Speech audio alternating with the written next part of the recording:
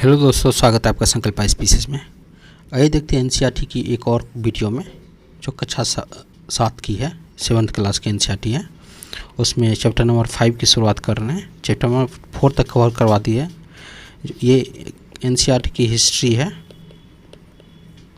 History में chapter number 5 है जनजातीय खानाबदोश और एक जगह से बसे हुए समुदाय। इसके बारे में पढ़ेंगे। उसमें हम पढ़े थे अध्याय 2, 3, 4 में किस प्रकार राज्यों का उत्थान हुआ था, पतन हुआ था। इस उठापटक के बीच ही कलाओं, दस्तकारियों और उत्पादक गतिविधियों की नई किस्में और शहरों और गांवों में फल फूल रही थी। एक लंबे अंतराल में कई महत्वपूर्ण राजनीतिक,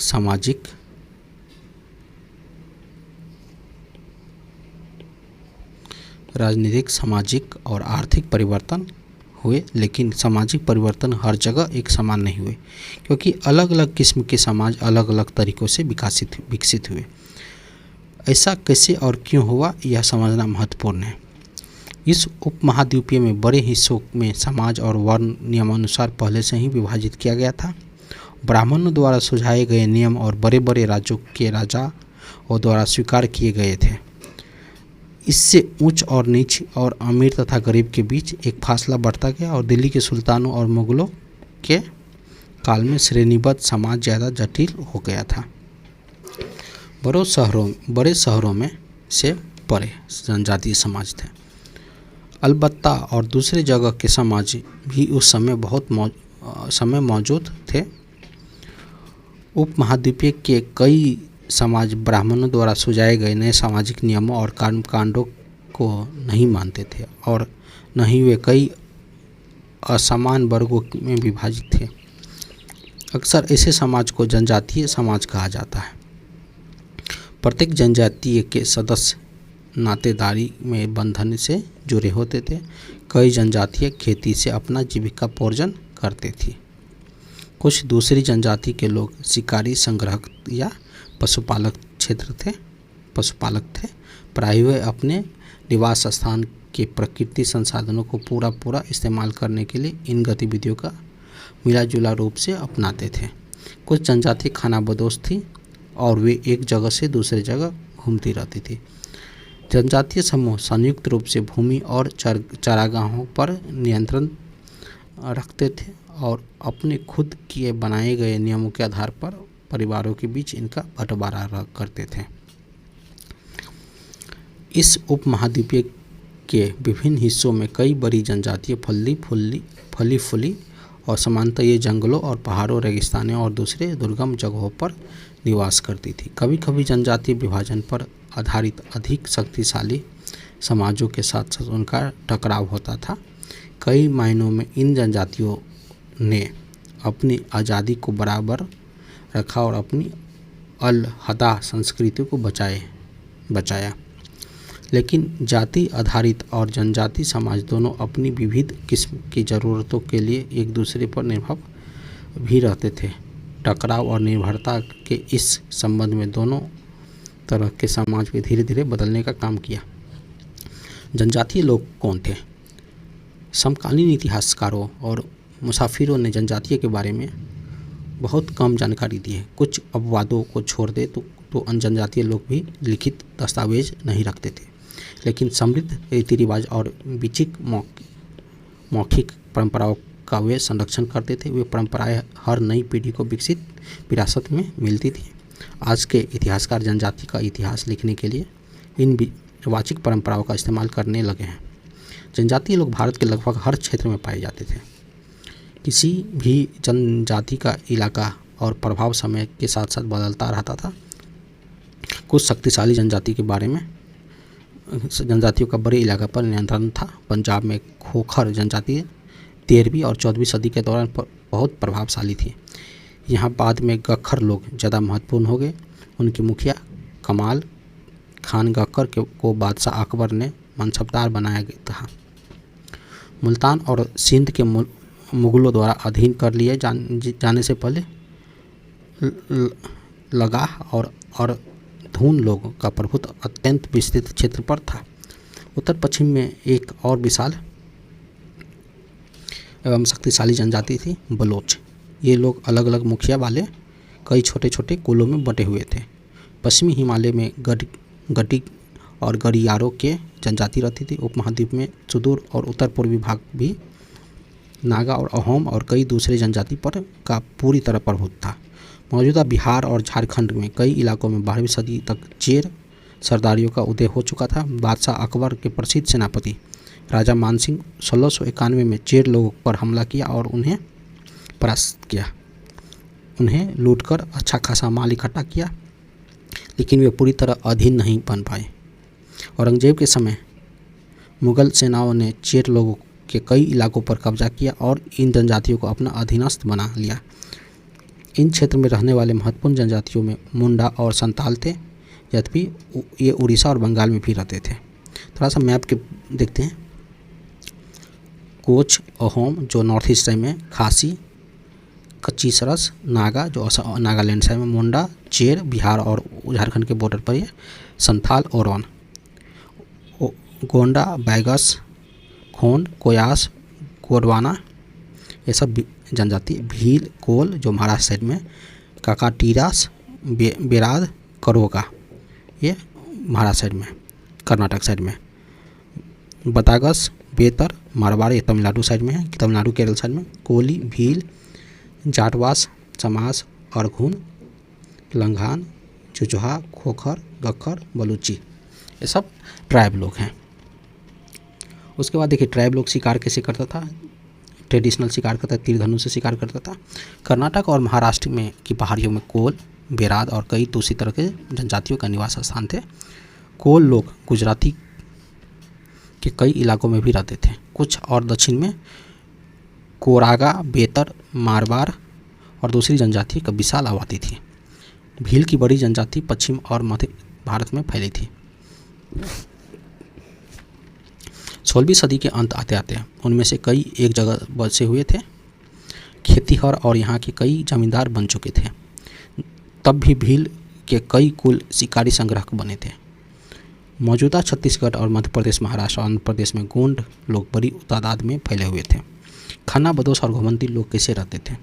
खाना बदोश चरवाहे अपने जानवरों के साथ साथ दूर दूर तक घूमते थे। उनका जीवन दूध और अन्य पशु चारी उत्पादों पर निर्भर था। वे खेतीहर गृहस्थों से अनाज और कपड़े, बर्तन और ऐसी चीज़ें के लिए ऊन, घी इत्यादि का विनिमय भी करते थे। कुछ खानाबदोश अपने जानवरों पर सामान की ढुलाई का काम भी करते थे।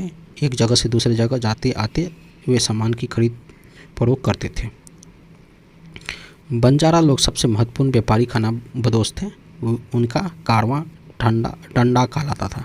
सुल्तान अलाउद्दीन खिलजी जो बंजारे का ही इस्तेमाल नगर के बंजारों तक अनाज की ढुलाई के लिए करते थे।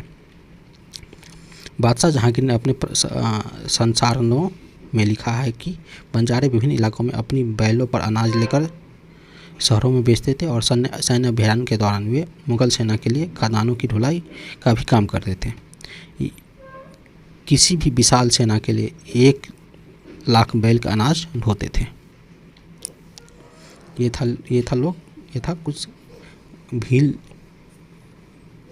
लोग जो हिरन का शिकार करते थे। और ये घुमंतु व्यापारी की श्रृंखला भारत के बाहरी दुनिया से जोड़ती थी। इसके बाद देखते हैं बंजारे के बारे में थोड़ा सा देखते हैं। 17वीं सदी में आरंभ में भारत आने वाले अंग्रेज व्यापारी पीटर मुंडी ने बंजारों का वर्णन किया है। सुबह हमारी मुलाकात बंजारों के एक टांडा से हुई, जिसमें 14,000 बैल थे। सारे पशु गेहूँ, चावल जैसे अनाजों लादे हुए थे। ये बंजारे लोग अपनी पूरी घर गृहस्थी, बीवी बच्चों अपने साथ लेकर चलते थे। एक डंडा में कई परिवार होते थे। उनका जीने का तरीका उन भारवाहकों से मिलता जुलता था जो लगातार एक जगह से दूसरी जगह जाते थे। गाय बैल उनके अपने होते थे। कई बार वे सौदागरों के द्वारा भाड़े पर नियुक्त किए जाते थे, लेकिन ज़्यादातर खुद सौदागर होते थे और अनाज जहाँ सस्ता उपलब्ध है वहाँ से खरीदते थे और उस जगह ले जाते थे जहाँ महंगा है। वहाँ से वे फिर कई चीज़ें लाद लेते थे।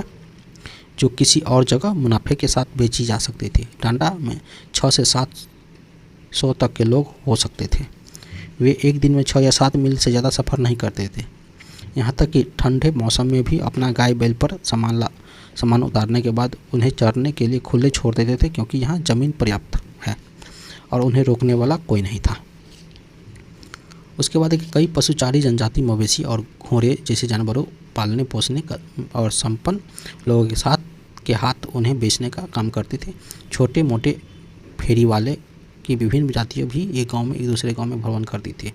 ये लोग रस्सी, सरकंडे की चीज़ें, फूस की चटाई और मोटे बोरे जैसे माल बनाते थे, बेचते थे। कभी कभी भिक्षुक लोग भी घूमते सौदागरों के काम करते थे। नर्तकों, गायकों और अन्य तमाशाबीनों की भी जातियाँ थी। वे विभिन्न नगरों और गांवों में कमाई के लिए अपनी कला का प्रदर्शन करता था। बदलता समाज और नई जनजाति और श्रेणी के बारे में देखते हैं। जैसे जैसे अर्थव्यवस्था और समाज की ज़रूरतें बढ़ती गई, नई हुनर वाले लोगों का आवश्यकता पड़ी। वर्णों के भीतर छोटी छोटी जातियाँ उभरने लगी। उदाहरण के लिए ब्राह्मणों के बीच नई जातियाँ सामने आई और दूसरी ओर कई जनजाति और सामाजिक समूह के जाति विभाजन का समाज में शामिल कर दिया गया। उन्हें जातियों का दर्जा दे दिया गया और विशेषज्ञ प्राप्त शिल्पियों, सुनार, लोहार, बढ़ई और राजमिस्त्री को भी ब्राह्मण द्वारा जातियों के रूप में मान्यता दे दी गई। वर्ण की बजाय जाति समाज के संगठन के आधार बन गई। जाति पर विचार विमर्श क्या है, इस पर थोड़ा सा वीडियो को पॉज करके देख लीजिएगा। 11वीं और 12वीं सदी तक आते आते क्षत्रियों के बीच नए राजपूत गोत्रों का ताकत काफ़ी इजाफा हुआ। वे हून, चंदेल, चालुक्य और कुछ दूसरी वंश परंपराओं में से आते थे। उनमें से कुछ पहले जनजाति में आते थे और बाद में कई कुल राजपूत मान लिए गए। धीरे धीरे उन्हें पुराने शासकों के जगह ले ली और विशेषतः कृषि वाले क्षेत्र में यहाँ कई तरह के परिवर्तन हो रहे थे और शासकों ने शक्तिशाली राज्य का निर्माण में अपनी संपदा का इस्तेमाल किया था। शासकों के रूप में राजपूत गोत्रों के उदय के उदाहरण के लिए जनजाति लोगों ने अनुसरण किया। धीरे धीरे ब्राह्मणों के समर्थन में से कई जनजातियाँ जाति व्यवस्था का हिस्सा बन गई, लेकिन केवल प्रमुख जनजाति परिवार ही शासक वर्ग में शामिल हो पाए। उनकी बहुसंख्यक आबादी समाज और छोटी जातियों में ही जगह बन पाई। दूसरी तरफ पंजाब, सिंध और उत्तर पश्चिम सरहद के प्रभुत्वशाली जनजातियों ने काफ़ी पहले इस्लाम को अपना लिया था। वे जाति व्यवस्था को नकारते हुए रहे और सनातनी हिंदू धर्म के द्वारा प्रस्तावित गैर बराबरी वाली सामाजिक व्यवस्था इन इलाकों में बड़े पैमाने पर स्वीकार नहीं की गई। राज्य की उत्पत्ति जनजाति लोग के बीच हुए सामाजिक बदलाव से गहराई से संबंधित है। हमारे इतिहास इस महत्वपूर्ण हिस्सों का 2 उदाहरण में उल्लेखित करता है। नज़दीकी से नज़र देखते हैं गोंड जनजाति के बारे में। गोंड लोग गोंडवाना नामक विशाल वन प्रदेश में रहते थे। हस्तांतरित कृषि अर्थात जगह बदल कर खेती करते थे। विशाल गोंडा जनजाति एक छोटे छोटे कुलों में बट गई थी। प्रत्येक कुल का अपना राज या राय होता था। जिस समय दिल्ली के सुल्तान की ताकत घट रही थी, उस समय कुछ बड़े गोंडे सरदार पर हावी होने लगे थे। अकबर के शासनकाल में एक इतिहास अकबरनामा में उल्लेखित है कि गढ़कंडगा के गोंड राज्य में 7000 गांव थे। इन राज्यों में प्रशासनिक व्यवस्था केंद्रीकृत हो रही थी। राज्य गढ़ों में विभाजित थे और हर गढ़ किसी खास गोंड कुल के नियंत्रण में थे। ये पुनः 84 गांव के इकाइयों में विभाजित होते थे और जिन्हें 84 कहा जाता था। 84 का उप विभाजन में होता था। वे 12 गांवों को मिलाकर बनते थे।